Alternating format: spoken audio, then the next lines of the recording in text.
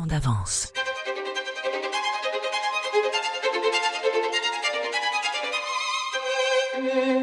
Le podcast des entreprises en mouvement.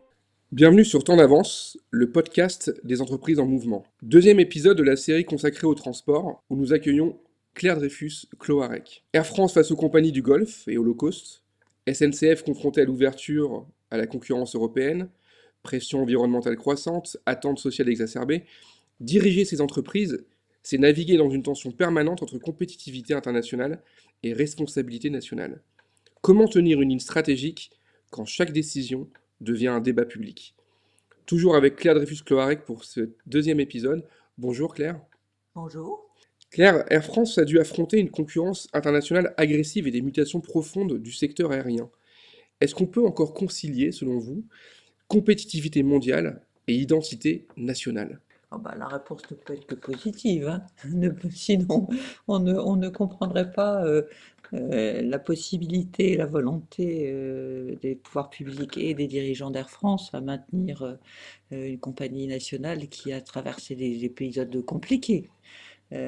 Quand je suis arrivée chez Air France en 1990, l'ensemble du transport aérien avait des grosses difficultés financières. Air France n'échappait pas à la chose. Et donc, la question de la recapitalisation s'est posée une première fois. À l'époque, Air France était 100% une compagnie nationale. Et une première opération s'est faite avec l'ouverture sous une forme capitalistique un peu compliquée à une banque qui a apporté des capitaux. Bon. Et puis quelques années après, cette recapitalisation n'avait pas été suffisante ou le plan d'ajustement n'avait pas été suffisant et il a fallu recapitaliser à nouveau Air France et là c'est l'État qui est intervenu dans des proportions très conséquentes. Mais c'est aussi le moment où on commençait à mettre en regard les capitalisations par l'État avec les dépenses de l'État et par conséquent le déficit public. C'est la première fois que dans ma carrière j'ai entendu évoquer les ratios pourcentage du déficit sur PIB, dette sur PIB, etc. Bon. Je l'ai vécu de façon beaucoup plus concrète à la SNCF, par contre. On va y venir. Je reste juste un petit peu sur Air France. Les années 90, c'est aussi la concurrence des compagnies subventionnées ou des low cost aussi qui apparaissent. Est-ce que, dans l'expérience que vous avez vue, est-ce que ça a changé la nature des arbitrages? Ça a conduit à prendre en compte le fait que, à l'époque, Air France avait deux concurrents nationaux. Air Inter pour tout ce qui était les liaisons internes. Je ne parle pas des petites compagnies, hein, mais des compagnies un peu conséquentes. Il y avait donc Air Inter qui était très actif sur tout le territoire national. Et puis il y avait UTA qui avait une partie du transport aérien international et avec les dom-toms. Eh bien, la réponse qui a été trouvée avec l'accord des pouvoirs publics, hein, c'est d'abord que Air France achète UTA et l'absorbe. Et j'ai vécu cette période-là, puis que Air France, qui était déjà actionnaire d'Air Inter, devienne le seul actionnaire d'Air Inter et finalement absorbe Air Inter. Autrement dit, que Air France est la totalité, enfin la grande majorité de l'activité nationale, domestique, du territoire métropolitain, les Antilles et la Réunion des territoires d'outre-mer et l'international. Donc ça a été une réponse qui a été concertée avec les pouvoirs publics qui l'ont d'une certaine manière accompagnée capitalistiquement. Voilà. Alors, est-ce que ça a suffi? Non. Non. La meilleure preuve, c'est que le modèle des low cost, qui était un modèle totalement nouveau, qui est venu un peu plus tard, me semble-t-il, hein, dans son développement, c'était plutôt dans début des années 2000. Début des années 2000, oui, tout à fait. Début des années 2000. Moi, j'ai quitté Air France en 96. Hein. Donc la concurrence des low cost est arrivée plus tard avec le développement d'Internet, puisque les low cost, elles ont travaillé leur PNL en disant qu'est-ce qui relève stricto sensu des services que nous offrons et qu'est-ce qui peut relever soit de choses qu'on automatise, soit de sous-traitance, soit de services additionnels et par conséquent payants. Et donc c'est comme ça qu'on oppose les low cost au full service. avec une optimisation des coûts qui est... Avec une optimisation des coûts qu'elle conserve, hein, absolument, ou la tarification des services qui ne sont pas stricto sensu du transport. C'est la limitation des bagages, c'est l'impression des cartes, des cartes d'accès à bord, c'est pas de différenciation des sièges ou alors une différenciation payante, c'est naturellement aucun service à bord, sauf des services payants additionnels, etc., etc. Je reviens sur votre passage à la SNCF, on laisse de côté l'aérien, on y Oui, reviendra oui. un peu plus tard. Au niveau ferroviaire, la SNCF, c'est à la fois une entreprise, un service public, un symbole social aussi. On vit dans un pays qui est marqué par des tensions sociales fortes, et de fait, avec votre passage à la SNCF, comment piloter une réforme? Comment, dans un contexte comme celui-là, et avec aussi l'ouverture à la concurrence au niveau européen, comment on parvient à piloter une réforme? Bah, c'était le grand sujet quand je suis arrivée à la SNCF, puisque je suis arrivée au moment où on extournait la partie infrastructure, réseau ferré de France, et donc il fallait expliquer aux cheminots en quoi cette amputation, hein, c'est comme ça que ça a été vécu par le corps social cheminot, en quoi cette amputation pouvait leur apporter un bien, mais aussi leur apporter des responsabilités nouvelles. Et c'est Louis Gallois qui, avec son équipe, a piloté cette évolution, un radical changement culturel, hein. Et il nous a demandé à tous, tous les membres du comité exécutif et un certain nombre de directeurs, d'aller sur le terrain de façon régulière pour expliquer ça. Comment ça Et s'est passé? ça s'est passé par une intense communication et un débat que Louis Gallois a voulu et qu'il a organisé au sein d'entreprise sur qu'est-ce que c'est la définition du service public et qui définit le service public.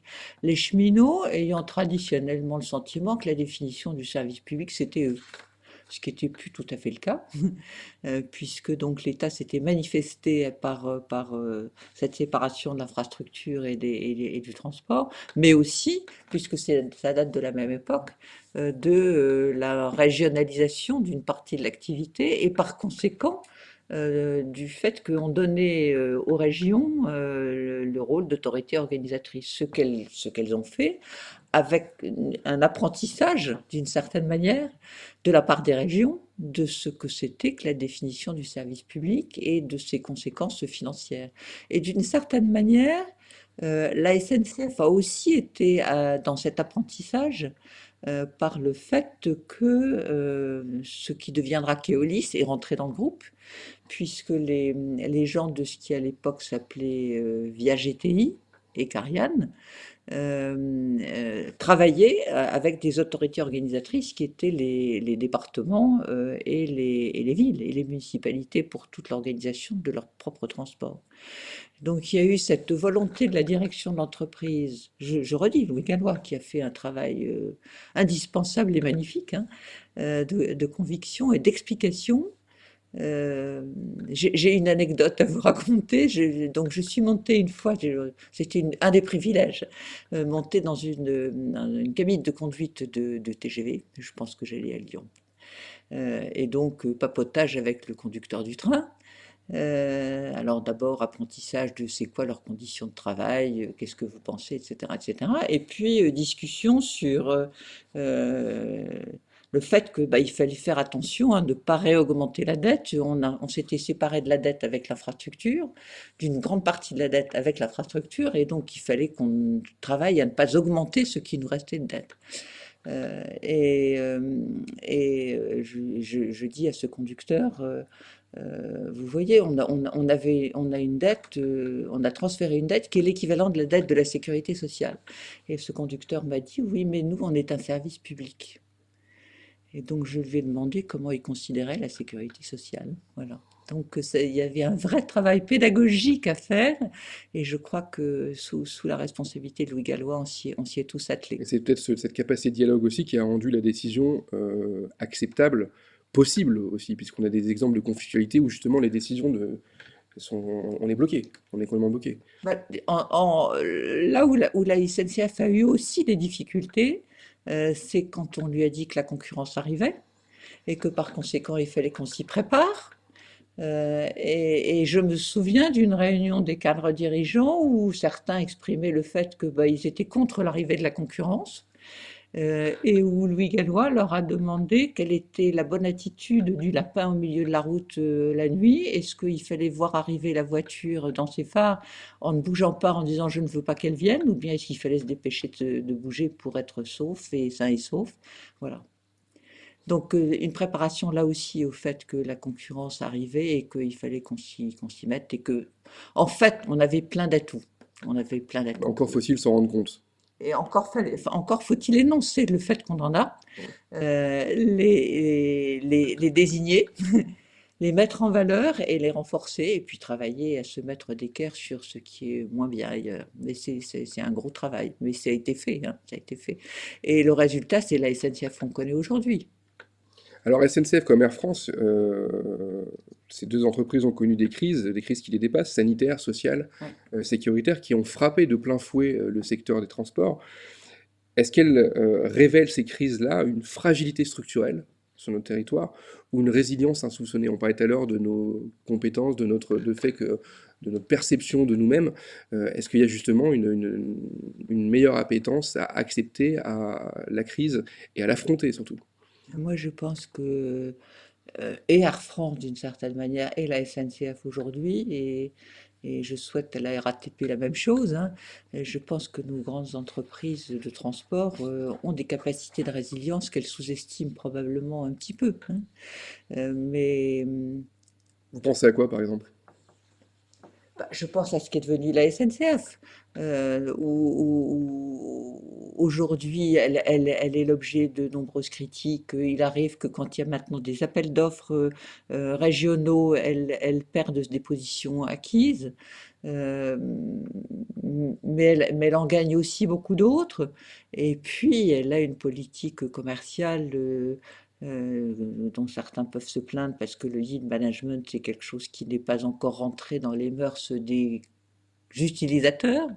Pas tous, en tout cas. C'est vrai chez les jeunes, mais c'est moins vrai chez les plus âgés, hein. Euh, Elle a une politique commerciale et de tarification qui lui permet de se développer et d'offrir des services de qualité. Dernière question, Claire Dreyfus. On vit un temps de l'hypermédiatisation, des séquences politiques qui sont courtes, où le temps va de plus en plus vite, en tout cas dans les décisions. Est-ce que ce temps politique court empêche le pilotage stratégique Mais il qui le est sur rend les temps? compliqué. Il le rend compliqué, d'autant plus qu'on parle de l'État.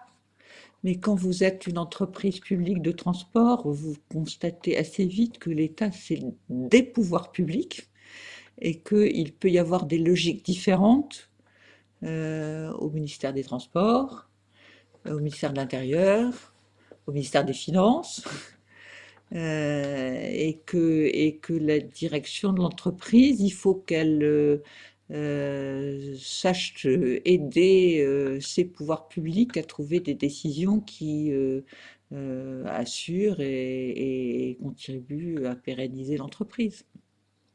Voilà. Il y a de temps en temps aussi le fait que les administrations sont un peu plus conservatrices que les ministres, hein. Moi, j'ai vécu ça avec la politique de tarification, où le ministre avait donné à la direction de la SNCF un accord que l'administration refusait d'appliquer, en trouvant que c'était anormal. Le ministre a fini par avoir une gain de cause, mais pas si simple. D'accord, donc des tensions, des conflits à l'intérieur même des administrations entre le temps politique qui est représenté par le ministre et les administrations. Claire Dreyfus, merci. Ce deuxième épisode de la série Transport touche à sa fin. Ce que je retiens de cet épisode, c'est que le transport est devenu un concentré de tensions contemporaines, mondialisation, conflit social, dette, mais il existe encore un niveau plus structurant, celui de la gouvernance et du temps long. Et c'est là que se joue peut-être la véritable capacité stratégique, et on y reviendra dans le 3e épisode de la série. On se retrouve donc très bientôt pour ce 3e épisode de la série dédiée au transport.